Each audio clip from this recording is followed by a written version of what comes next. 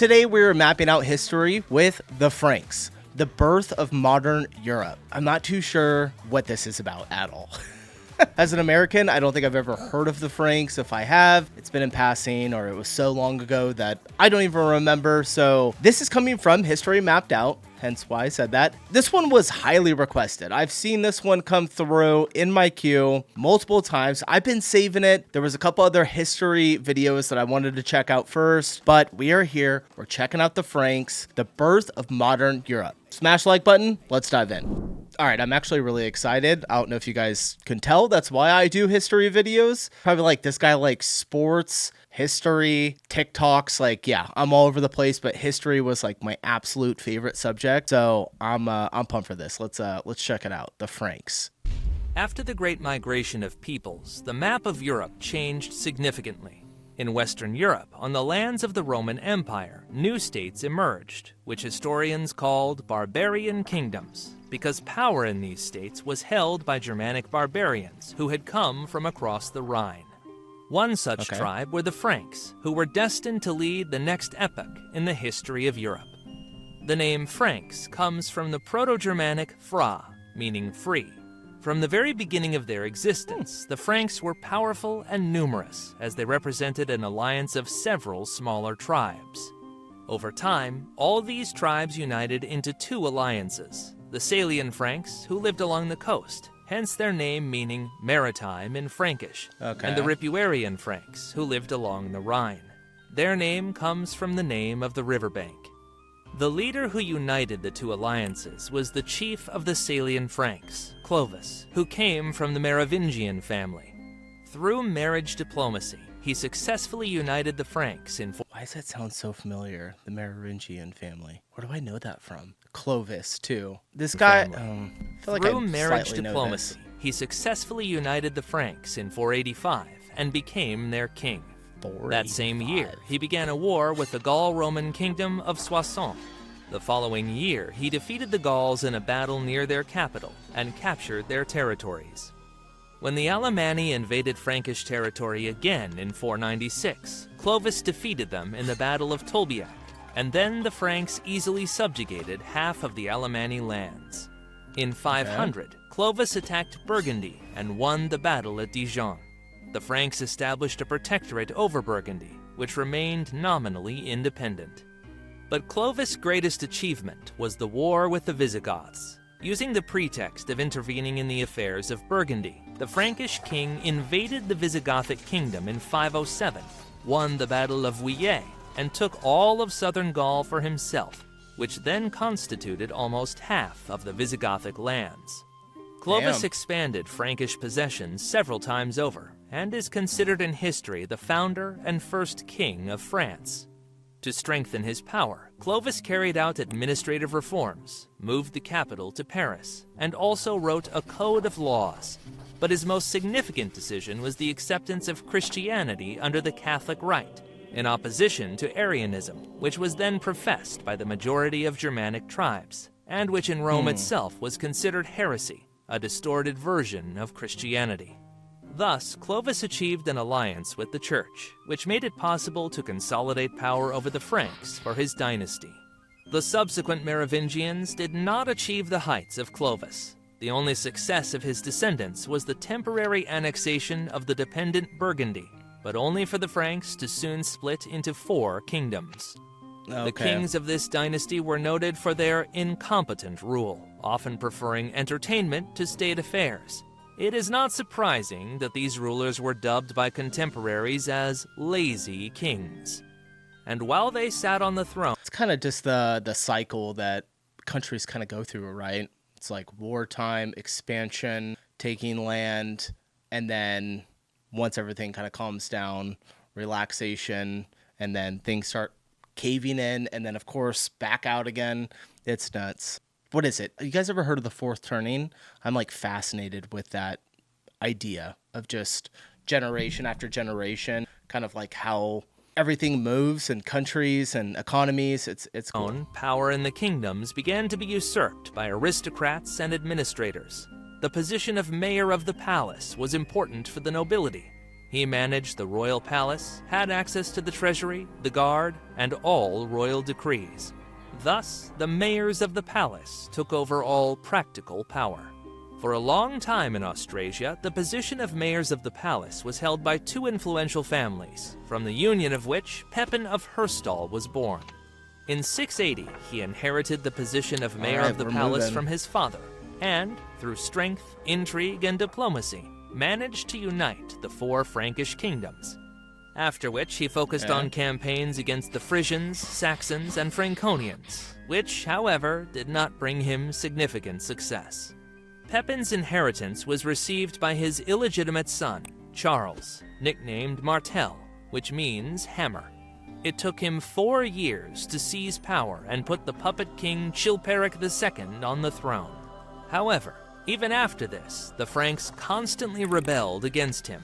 In 719, Charles Martel managed to conquer Frisia, and by 730, he forcefully established a protectorate over Alemannia, Thuringia, and Bavaria. In 732, Arabs invaded Frankish territory on the Iberian Peninsula under the command of Abd al-Rahman, and, encountering little resistance, advanced to the banks of the Loire. Their army numbered 30,000 soldiers, but the main advantage was the presence of heavy cavalry, which allowed them to make strong and swift strikes. AI has gotten a whole lot better since a year ago. What you guys think? Cavalry, which allowed them to make strong and swift strikes. Martel gathered only 20,000 soldiers, and moreover, he did not have strong cavalry. To somehow neutralize the enemy's advantage, the Franks occupied a hill near Poitiers and set up a fortified camp there. For a whole week, the Arabs unsuccessfully stormed them, and after the death of their commander, they were forced to retreat from the battlefield. No way. Charles Martel gained fame as a victor. He, a bastard ruler who had been constantly rebelled against, now became a hero. He used his new authority to carry out reforms. Even though the Franks defeated the Arabs on foot, Martel appreciated the advantages of heavy cavalry, which easily broke through the infantry formation and almost defeated his army. Therefore, he decided to create his own cavalry. For this, he began to distribute land to his vassals in exchange for the requirement to appear for war mounted on a horse and in heavy metal armor. Thus, Charles Martel became the founder of European cavalry, which would play a dominant role on the battlefield for almost 1,000 years. Yeah, equally long time. Important was the emergence of a new aristocratic family among the Franks, named after its founder, Charles, the Carolingians. From Charles Martel, the position of mayor of the palace was inherited by his son Pepin, nicknamed Short for his short stature. However, this position did not suit him, and Pepin wanted the crown. And he found an opportunity to get it. In 751, the Pope, in exchange for military assistance, crowned Pepin the Short. The last king of the Franks from the Merovingian dynasty, Childeric III, was forcibly tonsured into a monk. In gratitude, Pepin began a war with the Lombards, who interfered with the rule of the Pope in Italy. In 755, he crossed the Alps and captured the Lombard capital. The next year, the Lombards besieged Rome. Pepin the Short invaded Italy again, where he defeated the Lombards under the walls of Rome, and then handed over a number of lands to the Pope, called the Papal States. This will go down in history as the donation of Pepin. Pepin the Short continued to try to expand. Just so you guys know, I do not remember any of this. I don't remember learning it. I might have, I'm not too sure, but this is like all brand new to me. His lands. In 759, he captured Narbonne, and the next year he had to suppress the uprising of the Aquitaine people. Aquitaine was long reluctant to submit to the new dynasty. As soon as Pepin left it for the winter, the Aquitaines rebelled again, and he had to come here with an army the following spring. Pepin spent the last 8 years of his reign that way, and he died during another campaign against the rebellious Aquitaine. His eldest son, Charlemagne, successfully completed the campaign against Aquitaine, mainly because he enlisted the support of part of the rebellious nobility, whom he promised land and wealth. At the same time, he finally annexed Gascony to the royal domains. Initially, Charles had to share the throne with his younger brother, who, however, died after 3 years of joint rule. Then the new king, having the strongest army in Western Europe, began what he had long dreamed of: conquest. Father of Charles managed to arrange a marriage for his son with the daughter of the Lombard king. But in 771, Charlemagne broke off the marriage and sent the princess back to Italy. Angry Desiderius declared war on the Pope, an ally of the Franks, and the Pope in response called on Charlemagne for help. In the autumn of 773, Charlemagne gathered his army near the Alps. The Lombards also brought their troops there.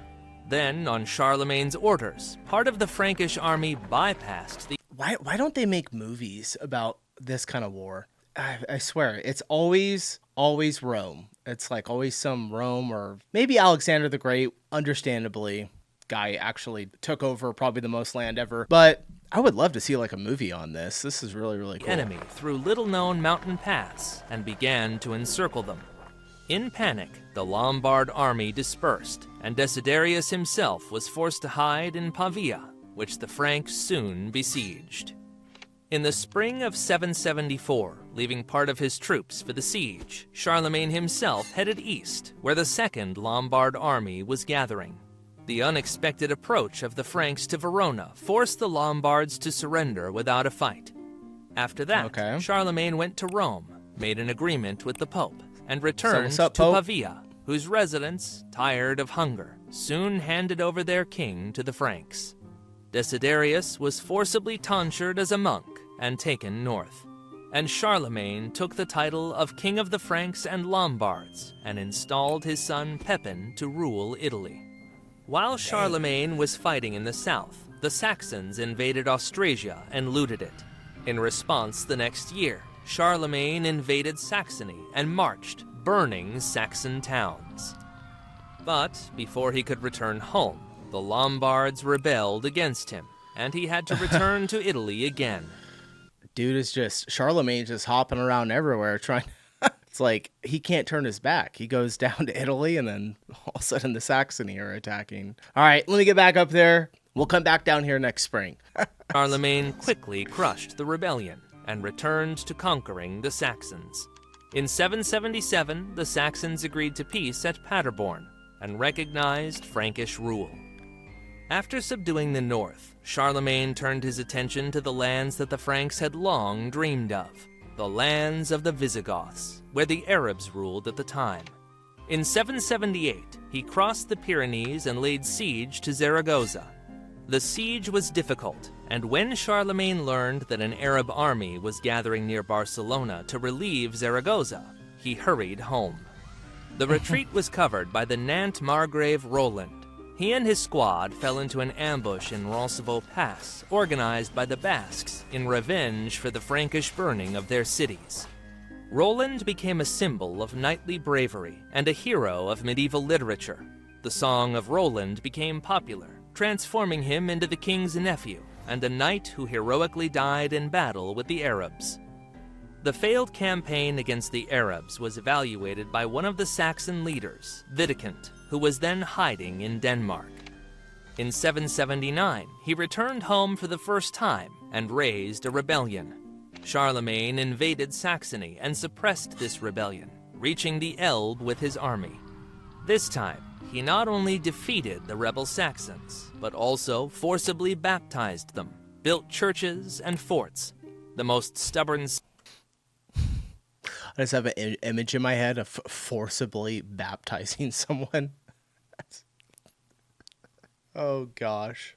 That's rough. Saxons were forcibly resettled in Aquitaine. Widukind, however, did not give up and spent 2 years preparing for a new rebellion. This time, he conspired not only with the Saxons, but also incited the Frisians and Lusatian Slavs to rebel. Moreover, he received help from the Duke of Bavaria, who had long dreamed of getting rid of Frankish suzerainty. In 782, Widukind returned home again, and the Saxon uprising flared up with renewed vigor.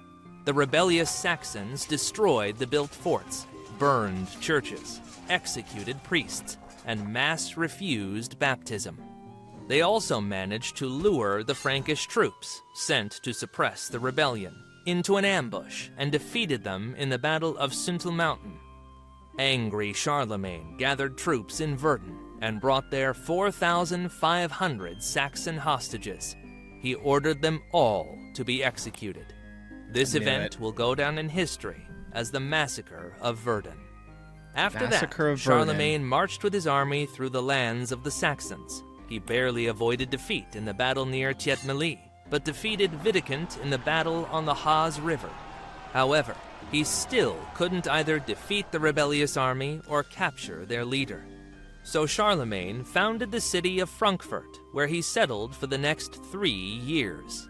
Dude, Charlemagne did a lot. This guy is like all over the place. Holy cow. From there, he constantly raided the Saxons, burning their I guess that's why the name Charlemagne is so popular, you know? Or just, yeah, I guess the name Charlemagne is. I've always heard it my whole life. towns. In addition, he expelled 7,000 inhabitants from Saxony. In 785, Wittekund, not wishing to continue the bloody war, reconciled with Charlemagne and even accepted Christianity, after which he disappeared from the pages of history.